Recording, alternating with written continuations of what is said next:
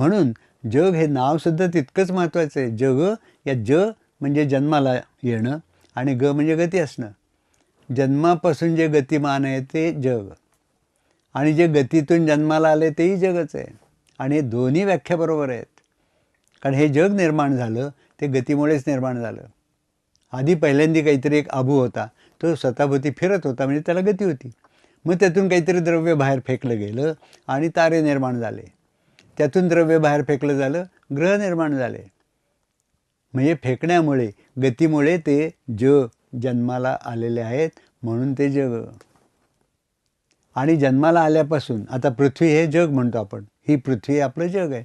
जन्माला आल्यापासून म्हणजे पृथ्वी निर्माण झाल्यापासून गतिमान आहे, फिरते ती जर फिरत राहिली नसती तर आपण निर्माणच झालो नसतो. म्हणून आपलं जग हे जन्मापासून गतिमान आहे आणि गतीतून जन्मलेलं आहे.